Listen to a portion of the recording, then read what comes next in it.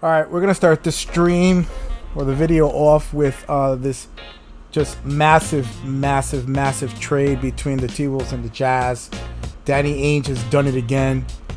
He did this in Boston when they fleeced the Nets for Kevin Garnett, Paul Pierce, and I forgot the third player. They were all washed at that point. They only had a few years left. Very minimal contribution, and they were able to get multiple draft picks. And it seems like he's doing the same thing with the Jazz. Don't believe the hype in terms of the idea that they're not moving Mitchell, because they weren't going to move Gobert either, and they moved him for this. Just look at that. There's 4 first-round picks and a pick swap. So what was that? 5 potential first-round picks.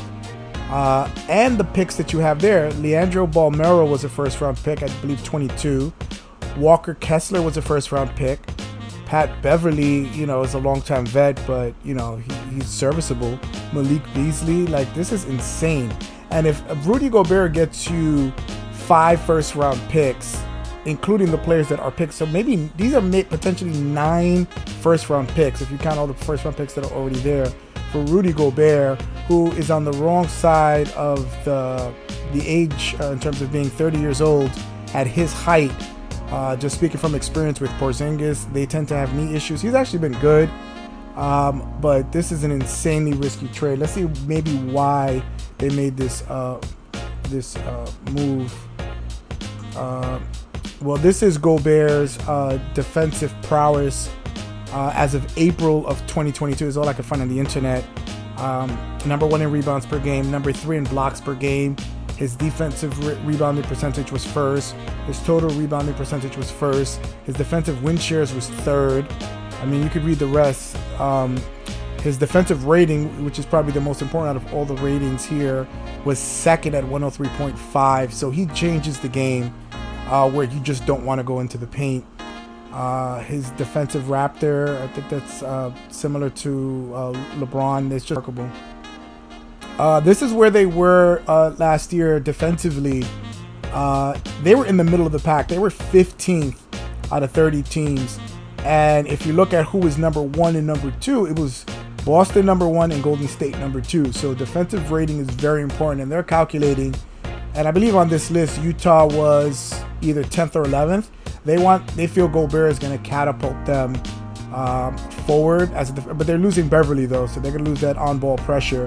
But Gobert is going to erase a lot of the mistakes that D'Angelo Russell, Anthony Edwards, and Karl Anthony Towns makes on the defensive end, so they can gamble more, and they know that Gobert will be right there to help them. So if you're making this trade, you need to go to the conference finals at least. And Richard Jefferson on ESPN said he sees this trade adding an extra round and just not going to do it, because they're going to be limited with time with Gobert. His injuries are going to start to pile up at that height and what he does. And the NBA is moving away. There's people, they're going to go in the paint, but they can just wait till he goes on the bench. He is terrible in pick and roll. He gets cooked every time he's on the perimeter. I just don't get the 4 first round picks. It is a haul of if this was done in fantasy basketball, everybody's protesting the commissioner and they're gonna veto the trade. I cannot believe they did that. And if he set the market that he's worth 4 first round picks, and I'm just talking about the actual picks, not the players that he got, that is first round talent. Then Donovan Mitchell's 6, Kevin Durant is 10 first round picks. When does it end? It's just insane.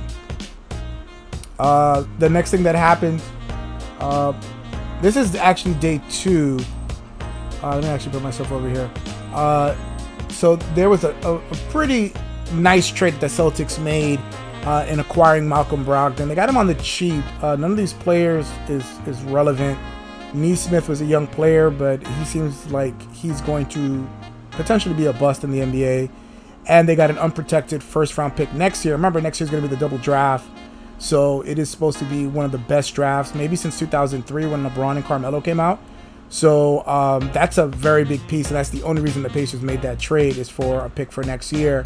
And Malcolm Brogdon, okay, people have been talking about his injury history, and I get it. But you also need to remember that because of the pandemic, we've basically condensed 3 seasons into 2. with the amount of time that was shortened and everybody else, especially if you went to the bubble. His body was just not able to deal with that. And he's going to come off the bench. And when you need a crunch time playmaking point guard, like, he's going to fit right in there and lead the team in crunch time. So it is an amazing trade. And their bench is going to be insane. This is the actual roster of the team. I mean, you could forget the salary cap numbers. But look at that team. Jason Tatum, Jaylen Brown, Al Horford, Marcus Smart, and Malcolm Brogdon. I guess you're going to start Malcolm Brogdon and put Marcus Smart off the ball. Derek White off the bench. Robert Williams off the bench. Danilo Gallinari off the bench. Grant Williams, Peyton Pritchard. This is 10 deep. They're going to grind opponents into the dust. This team is going back to the finals next year. I don't see how anybody except maybe a healthy and motivated Milwaukee is going to beat them, because they got the taste of what winning is. You saw that video of Jason Tatum waiting and looking at the celebrations of the Warriors as they were leaving the floor and soaking it up and soaking it in, understanding that he's going to take it out in the league next year, I believe. So very interesting. Some other signings on day 2/day 3. Kevon Looney has come back on a 3-year, $25.5 million deal. It's a good pickup. They don't win the title without him. He was the only person that was able to limit the Celtics in offensive rebounding. He is great at boxing out. He is a great defender. And he is like made of iron or something. He does not get injured. I think he's one of the 5 players in the NBA to not miss a game this year. And I think he was the only person on Golden State not to miss a game. Dante DiVincenzo has signed with the Warriors. This is big.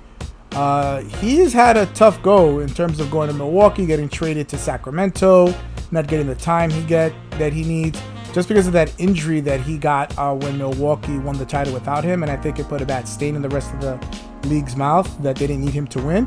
This redhead can shoot. He is a playmaker. He can ball. So this is a very good pickup for Golden State. Veteran leadership. He's played on a championship level team, or at least been around them. Milwaukee when they won the championship. So this is a very good pickup. This is a loss for the Warriors, losing Gary Payton II. He deserved this bag. This guy has toiled. I heard a story about him getting cut for Golden State for the second time and saying, "Hey, I'll work in your video editing room." They thought about it and they were like, "Wow, you really, really want to be on this team." And they brought him on as the 15th person. And without him, they don't win a championship. There's no way. This kid was making plays, getting in the passing lanes, rebounding, starting trouble in a good positive way, throwing it down in everybody's face. He deserves the bag, and this is going to be a great pickup for Portland. Too bad that Golden State lost him. Now, if you look at the projected starters here, everybody's going to come back. What is interesting here, the bench is pretty good, so they're feeling that now Moses Moody and James Wiseman have to step up. They lost Otto Porter Jr., another player that they would have lost to in the finals. But that's what usually happens in the NFL, and I guess it happens in the NBA. I've not seen this in a long time. But their salary cap situation is pretty dire. They could not afford all these players. So they lost a lot of their championship pedigree here. I still think they're contenders, and it all depends on can James Wiseman and Moses Moody contribute on this championship level team. I was surprised that they chose Kevon Looney over Gary Payton II. For me, I think James Wiseman could have fit right in there. You can find bigs anywhere. That was surprising that they decided to let him go. Otto Porter Jr. spread the floor, so I guess Moses Moody's going to take that spot. So it's going to be very interesting to see. And they're going to, Jordan Poole has to lead this second group, and I think he's going to do a good job. We'll see how it goes. It's going to be a new team. It's going to be younger, so they may struggle early on to get into the right rhythm. We'll see how it goes. This is a very obscure trade, but Kevin Huerter getting traded to Sacramento for just fill-in players and a future first-round pick. he did work in the playoffs against the Knicks, and just in the playoff run when they made it to the conference finals. This guy was a sniper, tall, just a absolute precise shooter from three-point land. The Kings are not playing games. They have picked up a lot of players. They got Malik Monk from the Lakers, so they're going to be quite interesting. I don't know.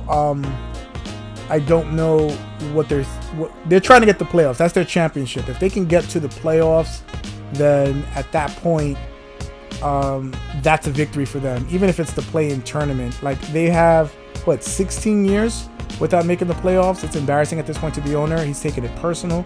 So they are trying to accelerate. They are not waiting. They are desperate to get into the playoffs. Mike Brown is going to bring some defensive tenacity that they've lacked with the last few coaches. So we'll see how it goes. But I do think that they have the talent to at least be in conversation for the play-in tournament. But we shall see. So that's the end of it. Thank you guys so much. I'm going to make another video in terms of what's left with free agency. We still have to figure out what's going to happen with DeAndre Ayton. We still have to figure out what's going to happen with Kevin Durant. We still have Kyrie Irving out there. Russell Westbrook may be traded for him. So there's a lot of stuff to go on in free agency and trades. And I think until Kevin Durant gets traded, nothing else is going to really move for the most part, because everybody's going to try to get assets. Make a comment below. Where do you think Kevin Durant is going to go? I have my suspicions, but you tell me yours in the comment section, and we'll take it from there. But thank you guys so much for watching. You guys really enjoy the NBA content. I'm going to continue to make it. I love doing this, and so I'm going to continue making these videos. I'll catch you guys in the next video.